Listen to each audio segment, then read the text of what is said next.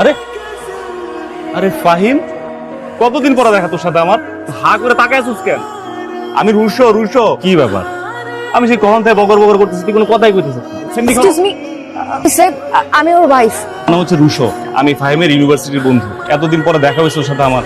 আমি তাকে কত কিছু জিজ্ঞাসা করলাম, কিন্তু ও কোনো কথা বলতেছে না। ভাইয়া, ও আসলে কথা বলতে পারে না। 3 বছর আগে ওর একটা মাইল্ড স্ট্রোক হয়, তার থেকেই ওর কথা বলতে পারে না।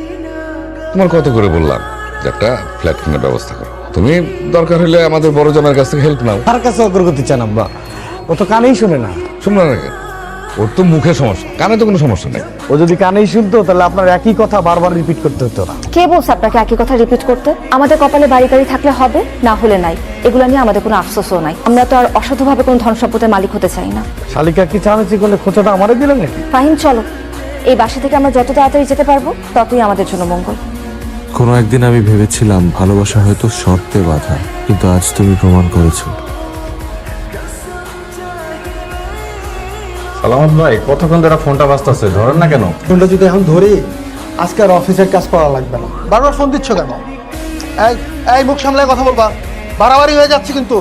এই তুই ফোন রাখ, রাখ তুই ফোন। আপনি ভালো আছেন, মুখে জবান নাই, ঝগড়া জাতীয় নাই। হ্যাঁ, তাকফিরুল্লাহ, কি গো বউ, তুমি তো কি পোশাক পরে রইছো? না মা, আমি তো জানতাম না যে আপনি আসবেন। না জানে আইসি দেখে তোমার আজব বেশখান আমি দেখতাম পারছি। ঘুম থেকে মাত্র উঠলাম তো। নামাজটাও পড়ছো না? না মানে এক ওয়াক্ত নামাজ মিস করলে 2,88,00,000 বছর কবরে জ্বলতে হইব। এত বেলা পর্যন্ত কিন্তু ঘুমায় থাকলে চলবো না। প্রতিদিন সকালবেলা উঠা নামাজটা পইরা। এই যে আমার ভাই মাইশা পড়ছে। কি হচ্ছে এসব?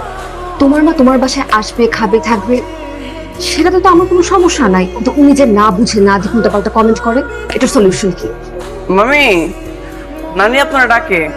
ঠিক আছে, তুমি যাও, আমি আসতেছি। আবার ডাকছে, এখন না জানি আবার কি বলবে। এইভাবে তো আবার যাওয়া যাবে না ওনার সামনে। আবার কাপড় পতলা থাক। মা ডেকেছিলেন? মাগো, তোমার ডাইনারটা বাড়াই দেন।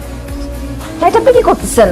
আমি কত কষ্ট করে জিন্দা বাবার দরগা থেকে আনছি। রাতে অবস্থায় অনেক নজর পড়ে, খারাপ বাতাস এসব থেকে আমার দাদা বাইরে এই তাবিজ সই সালামতে রাখ। দাও, তোমার আটটা দাও। আমি সুন্দর হইরা তাবিজটা বানিয়ে দিয়েছি। দাও, আমার দাদা ভাই এই পৃথিবীর আলো দেখা পর্যন্ত এই তাবিজ গুলাম কেমন যাইতো না। এবার আমি যাই মা। তোমার মা এগুলো কি শুরু করছে? হ্যাঁ হ্যাঁ, তুমিই পড়ে থাকো, চত্বর সব। মা, আপনারা এগুলো কি করতেছেন? অবলা প্রাণীগুলোর দিকে তোর কারো চোখ পড়ে না। এখানে অবলা প্রাণীকে তেরে চোখের সামনে কি মুরগিগুলি দেখতেছো না? আপনি এগুলো আমাদের খাওয়ার জন্য আনেন নাই? ডিম দেওয়া মুরগিগুলিকে আমি জবাই করতাম। আপনি কি এগুলো এখানে পাল্টে আনছেন? আর মুরগি পাললে তো পুরো বাসা নষ্ট হয়ে যাবে। এগুলো পরিষ্কার করবে কে? ডিসকাস্টিং। আমি কত শখ করে 2টা ডিমওয়ালা মুরগি লয়ে আইছি। মা, বাসার মধ্যে মুরগি পালনে বাড়িওয়ালা বাসা থেকে বের করে দিবে। ও, বাড়ির চিন্তা তুই বাদ দে। 2-4টা আন্ডা তো ধরাই দিও, টান হয়ে পড়বো। মা প্লিজ, এখানে এমন করো না। কালকে এগুলো জবাই করে সবাই মিলে আমরা পোলা রোস্ট খাবো। ফাহিম কই? ও খাইতো না? না মা, ও খেয়ে আসছে। তুমি খাইবা না? না মা, আমি তো সন্ধ্যায় নুডলস খেয়েছিলাম, তাই পেটটা এখনো ভরা ভরা লাগতেছে। পেটে বাচ্চা থাকলে পেট এমন ভরা ভরাই লাগে। রাত্রে এক মুঠো হলে খাইতে হইব। তোমার পেটে যে বাচ্চাটা আছে তার কথা তো তোমার ভাবতে হইব। না মা, আমি পরে খাবো না। এইসব অবহেলা কইরেই কিন্তু প্রথম জনকে মারছো, এখন কি দ্বিতীয় জনকে মারতে চাও? আমার সন্তানকে আমি কেন মারতে যাবো? আপনার ছেলে আপনার নাতিকে মেরে ফেলছে। বাচ্চা কি তোমার পেটে ছিল নাকি আমার ছেলের পেটে? আমার ছেলেটা কথা বলতে পারে না বলে তুমি যা ইচ্ছে তাই কইতেছো। তোর বউ জাম করে সহ্য করতে পারে না, তো আমি আগেই জানি। কি কথা বলছিস যেটা আপনি সহ্য করতে পারতেছেন না? তুমি দেখতেছো না তোমার মা কি সব কথা বলতেছে?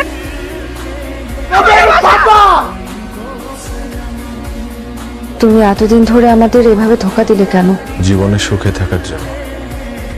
মানে?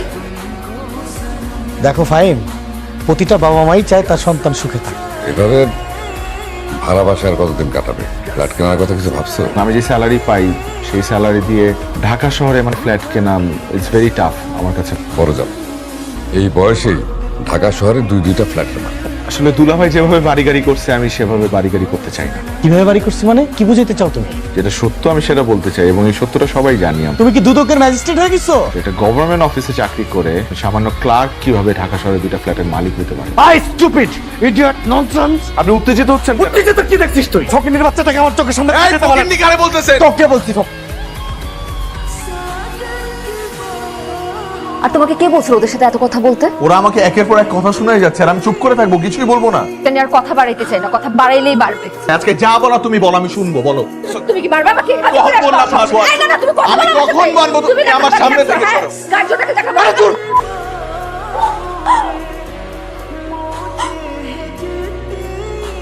আল্লাহর অশেষ রহমতে উনি এখন পুরোপুরি সুস্থ। I am really sorry Fahim সাহেব, আপনাদের বাচ্চাকে বাঁচানো সম্ভব হয়নি।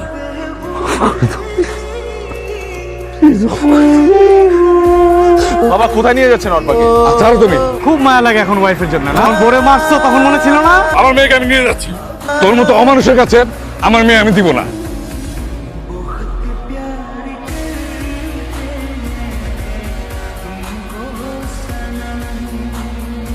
তারও আনাইছিল এই সিডিটা দিয়ে গেছে।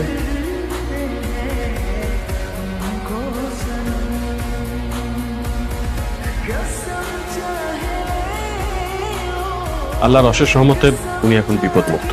সরি ভাই, বাবা আর দুলা ভাই এসে আমার কাছে কি না কি বলে একটা পেপারে সাইন করে নিছে। প্লিজ মাফ করে দিন। I am sorry. ফাহিম, তোমার গলায় কি হয়েছে? ডক্টর! উনি কথা বলার শক্তি হারিয়ে ফেলেছেন। ব্রেন স্ট্রোকের ফলে ব্রোকাস যে এরিয়াটা, উনি আমাদের সমস্ত কথা বুঝতে পারছেন, কিন্তু কথা বলার শক্তিটা ওনার নেই। কি আর কোনোদিন ঠিক হবে না? উনি পুরোপুরি ঠিক হবে কিনা সেটা এখনই বলা সম্পূর্ণ অসম্ভব।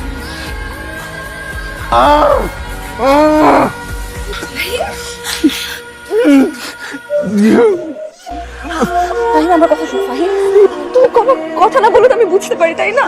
আমিও তো তোমাকে ভালোবাসি। আর কি লাগবে আমাদের বলো? কিছু লাগবে না, তোমার কথা বলতে হবে না। আমি এমনিতেই সব বুঝে যাবো।